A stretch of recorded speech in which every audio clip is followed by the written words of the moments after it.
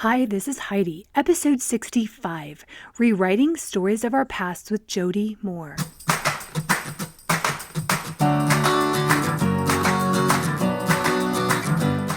Life isn't a spectator sport. Success comes to those who show up every day with a pocket full of courage, grit, and a little sparkle. I'm glad you're here.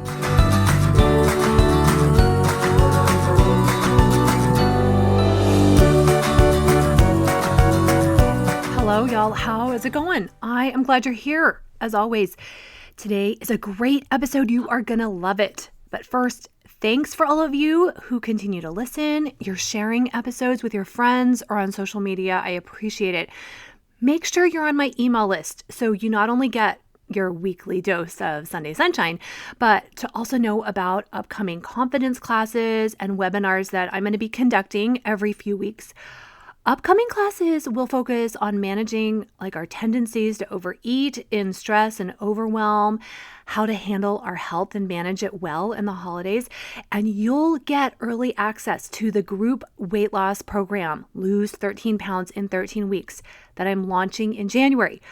We're going to start the group coaching in January, but signups are going to start in December, and early birds will get a 1-hour private call with me to focus your mind and health for the holidays.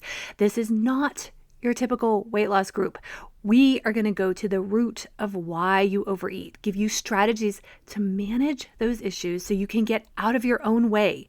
And honestly, the weight loss will follow. Now, listen to last week's episode 64, to hear my story and how it's going to probably differ from a lot of other programs you know about. You're going to lose weight and gain in every other area of your life. It is going to be so fun. I am so excited. Okay, today, oh my goodness, I am thrilled to bring you today's episode, an interview I did recently with Jody Moore. Now, Jody's coaching and podcast have been a central part of my own growth and becoming a life coach over the last few years. Jody has her own multi-million-dollar coaching business, and she also works for Brooke Castillo at the Life Coach School. For the past several months, I have been part of Jody's advanced certification in faith-based coaching program, where she has taught and fine-tuned my coaching skills as well as others who are already certified coaches. I've coached her clients privately in the Be Bold program, which I've been a member of for years. You'll hear more about that all at the end. Jody has such a great way of explaining concepts, and she uses so many metaphors. Basically, Jody doesn't totally realize that she and I will be BFFs in person one day. But for right now, please listen to this fantastic episode on rewriting the stories we tell ourselves about our past. Awesome. Welcome, Jody. I am incredibly grateful that you've agreed to be on my podcast. I have a lot of listeners who are new to the coaching tools that you and the Life Coach School have taught me. And you were actually the one that really first introduced me to that. And before we get going, I want you to know you have made a huge impact on my life. And your podcast that I know has thousands and thousands and thousands of subscribers and millions of downloads. And not to make you nervous, but I just want all my listeners to know before we get going, the huge impact you have had for me. And it's been a huge honor of mine to be doing even private coaching in your group the last few months. Well, so thank you. It's been fun getting to know you. Oh, thanks. It has been great. We've had an awesome group doing it together. Why don't you do a quick introduction? I'm not sure a lot of people will know who you are. So who is Jody Moore? Who is Jody Moore? I wish I could figure that out. I am a mother of 4 kids and a master certified coach. So I've had a coaching practice for, let's see, almost 7 years now. Mm-hmm. And I work with women, mostly women, I should say.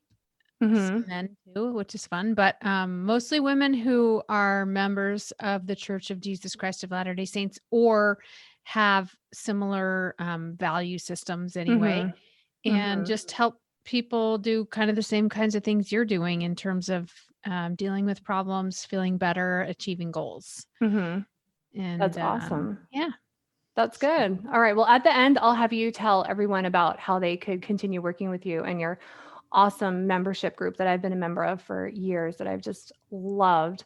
All right. So I knew there are a million things that we could talk about today, and I'd love to hear your input on, but I knew you would be the perfect person to talk about this one subject because you've taught me so much about it.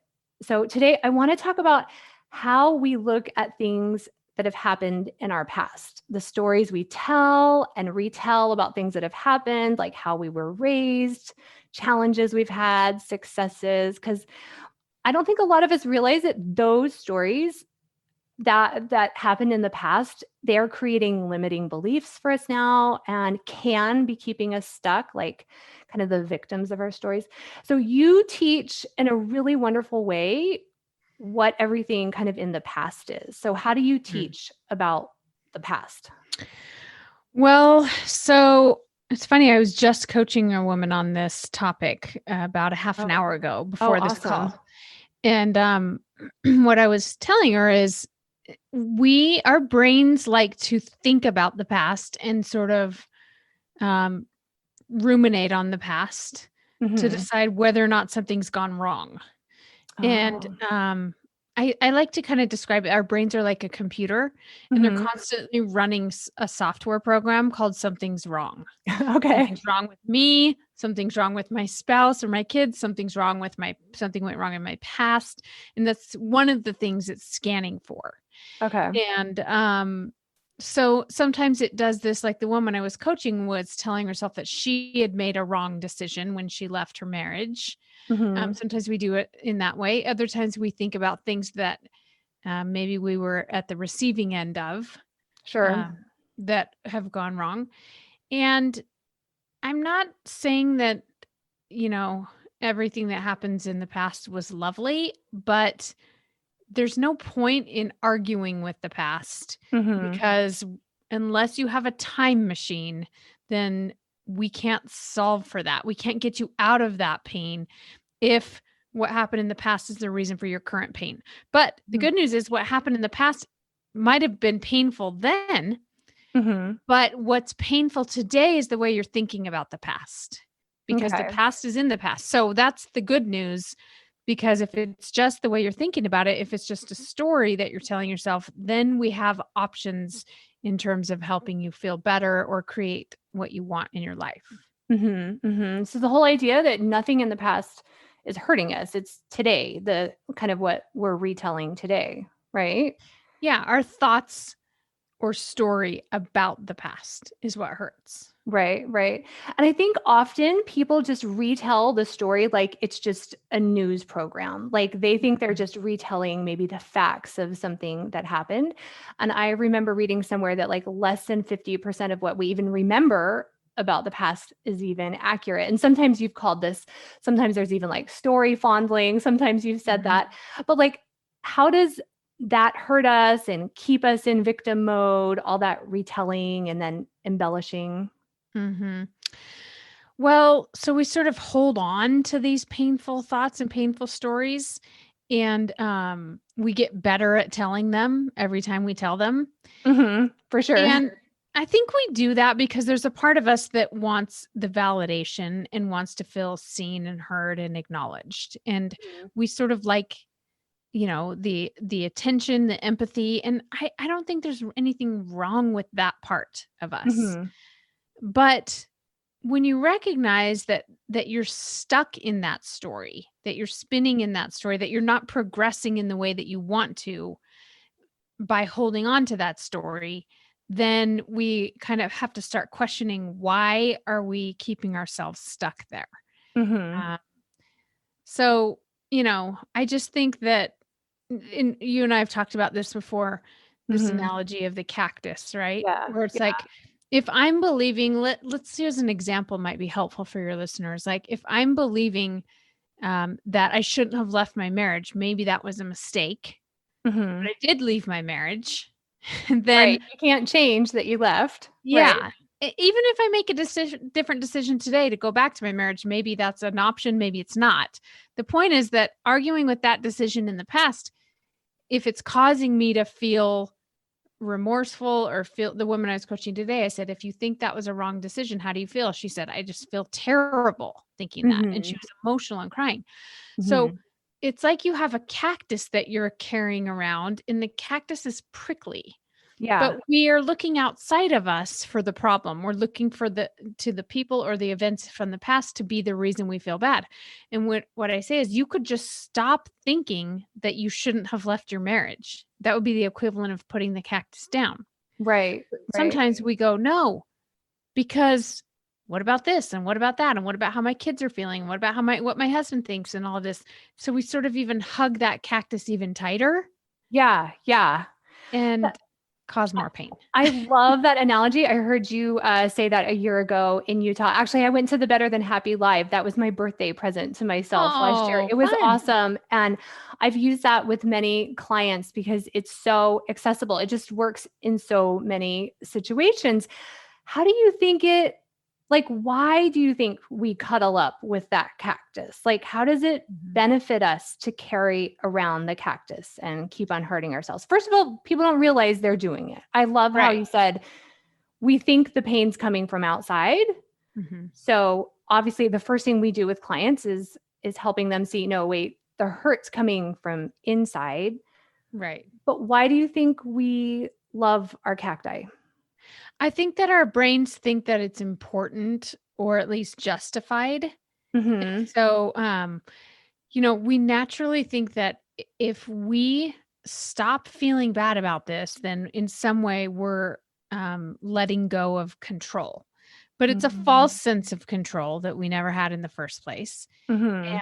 And even if it is justified, right? That's what Mhm. clients will say to me, like, well, of course I want to think that that was tragic, that thing that happened. Mhm. What I say is, yes, of course we don't want to think it was, there are many things anyway from our past that we don't want to think were beautiful and wonderful.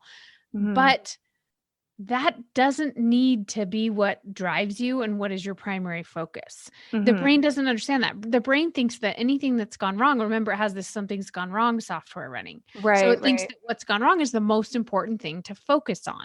Mhm. And this is useful at times. Like if there's a fire in my house, Right. I want to be focused on, oh no, there's a fire. We could all get hurt really badly. We need to get out of the house. I don't want to be distracted with like, what am I going to make for dinner? Right, So right. at its most basic level, it's a survival mechanism, but it's not necessary. And there is no, when you say, what's the benefit? There is no benefit actually. Mhm. Mhm. And that's one of the things you and I show clients in coaching is like, I know this feels important, feels justified. It feels useful.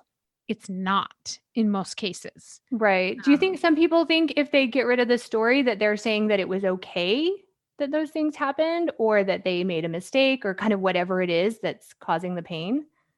Maybe. I do think that we tend to be binary in our thinking. So when we offer like maybe that wasn't wrong. Maybe that wasn't a wrong decision. Then all they're hearing me say is, so that was the right decision. Right, right, right. And I'm like, maybe, but also there could be 500 other possible Right, right. thoughts we Something could in the think. middle. I Right.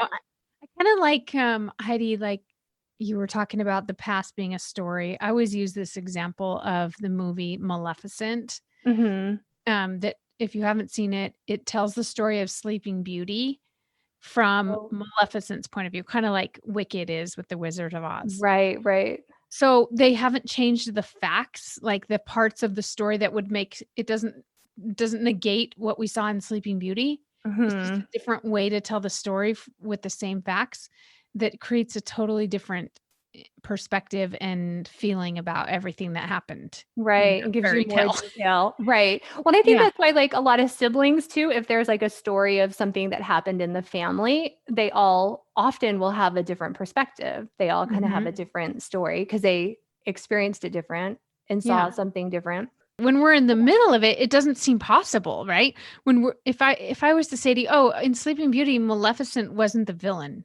She was Uh-huh. actually the good guy." You're like, "No. Did you see that movie?" Yeah, yeah, So, in the middle of it, the brain can't I shouldn't say it can't, but has a hard time letting go of the story and seeing it another way. yeah. That's where coaching is really powerful, but there are always not just 2 ways to see the story. It was good or it was bad. It was right or it was wrong.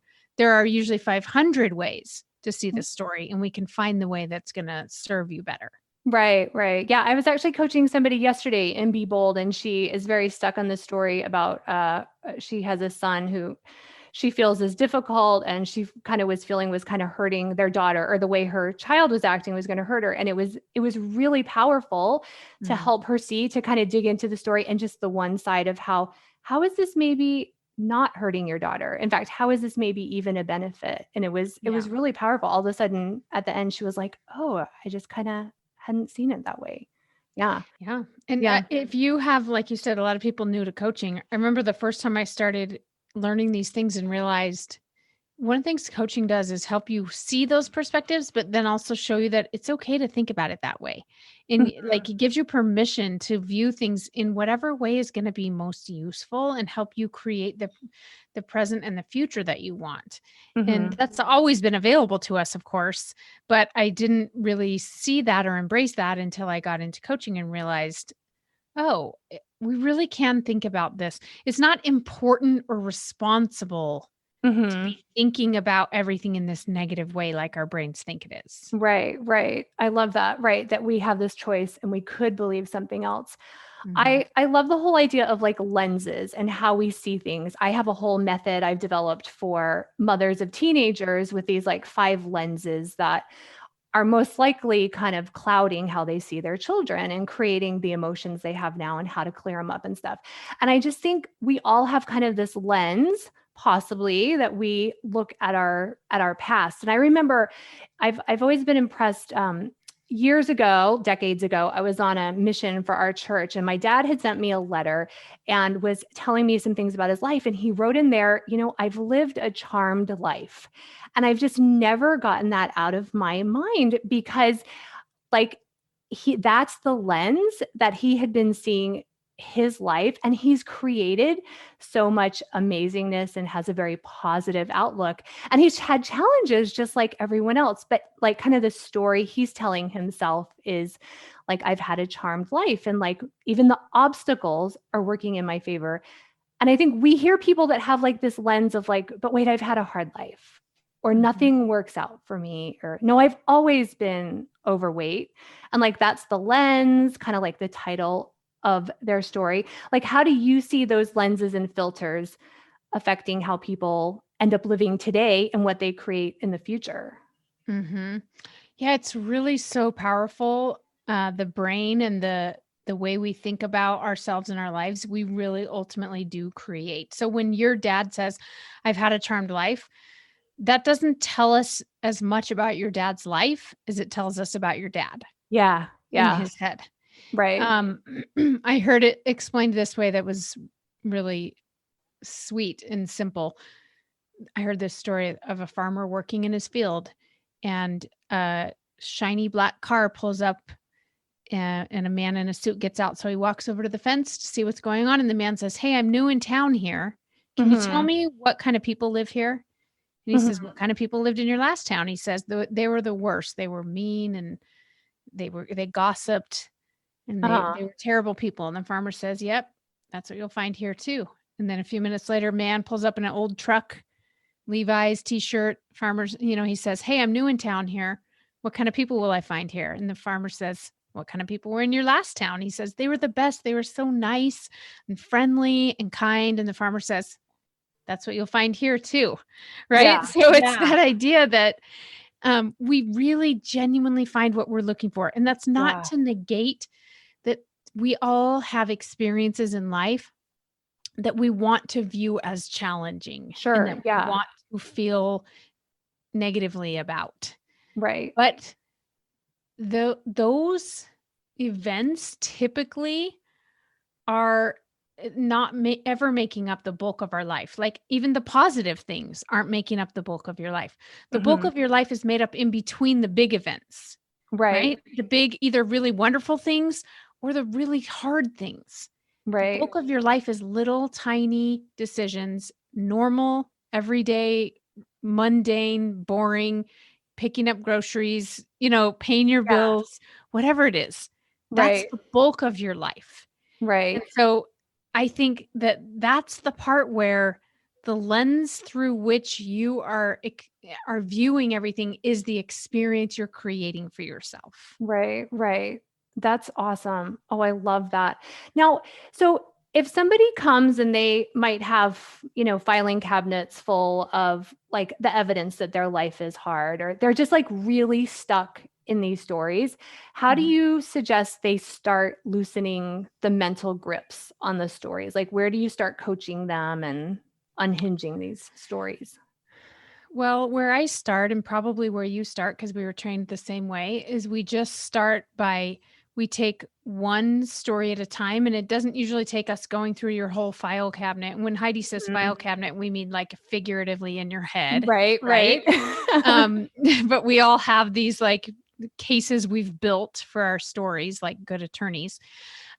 We don't have to take every single one. We just start with one story at a time, though, and we start by separating out facts from thoughts.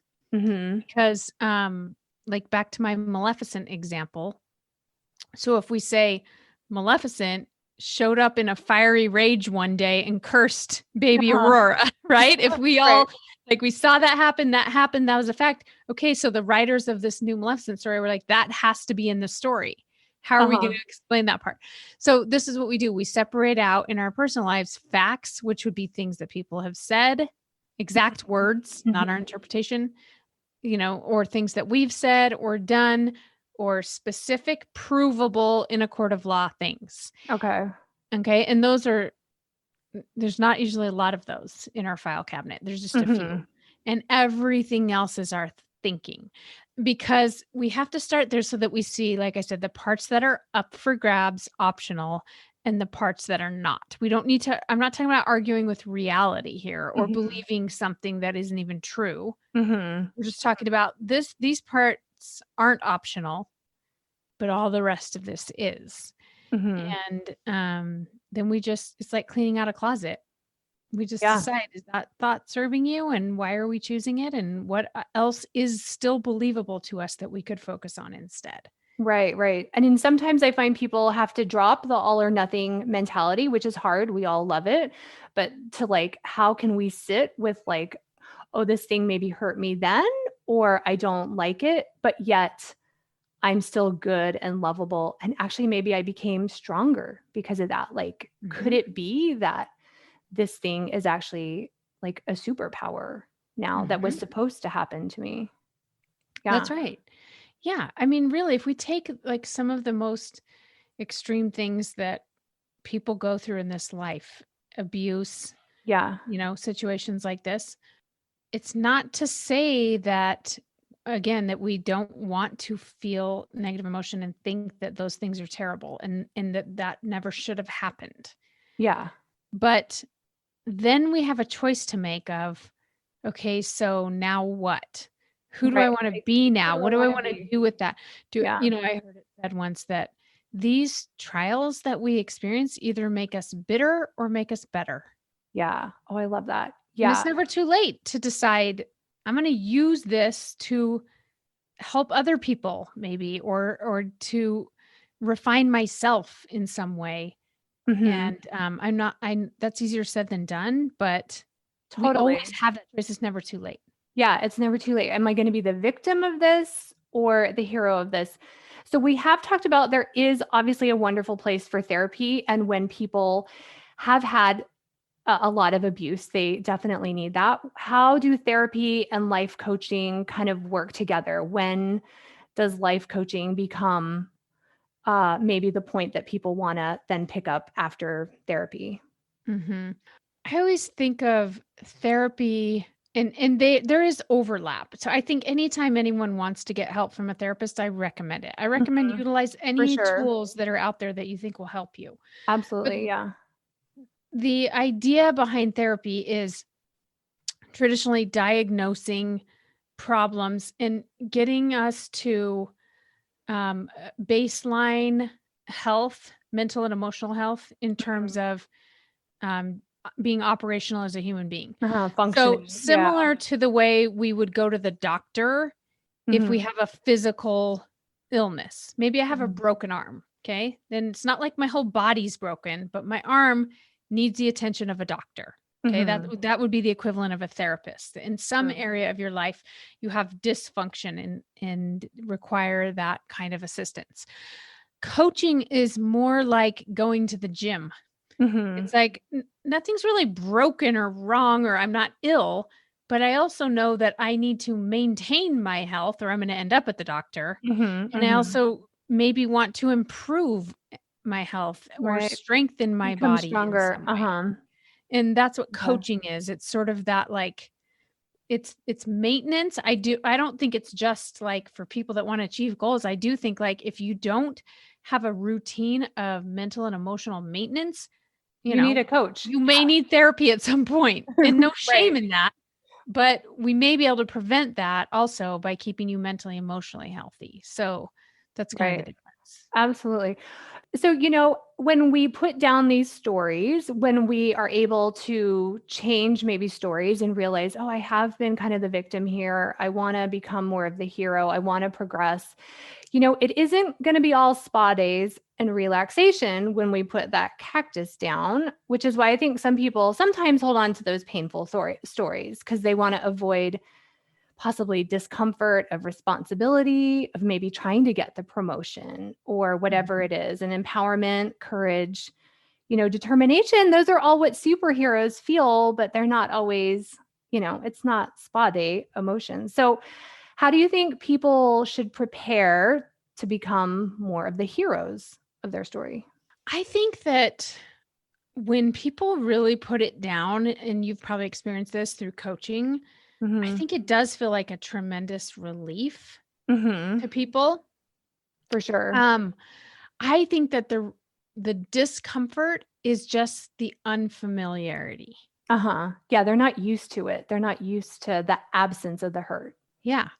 So I don't know. I mean, it depends on the situation, We're talking hypothetically here. So it would vary from one situation to another. But like that woman that I was coaching today, when I told her, like, oh no, of course you were supposed to leave. Right. How do we know? Because it's in the past. And you can stop flipping over and over on this question of, did I make the right choice? Of course you made the right choice. Does that mean that's the choice you still want to make? You can ask yourself that. And she was like, I said, do you want to go back to him? She said, no. All right. Seems like we made the right choice, right? But like, I see the tremendous relief. It almost does feel like a spa day. Yeah, sure. Yeah. That initial relief. Yeah, for sure. Like, oh, I don't have to feel all of this. Again, it's like, I just gave her permission that she could just decide that was the right choice. And she hadn't given herself that permission before.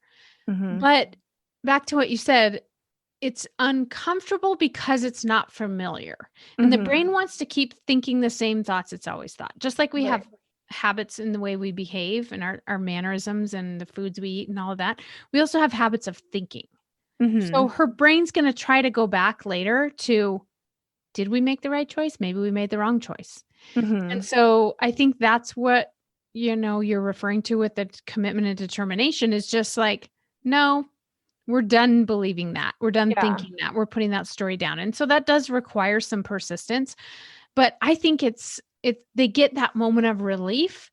And so I think people usually are in for it. Yeah. Like, love that relief. I find that sometimes people then they've maybe identified as that hurtful story is kind of like, that's their story. And so then having to be like, oh, I need to come up, with a new story that's going to be my story. But that's a beautiful thing. That's so empowering for people to realize, like, future is their property. Yeah. But yeah, you're right about that. Someone that's been a victim for a long time, believing they're a victim, is now going to go through a bit of an identity crisis, which is very uncomfortable.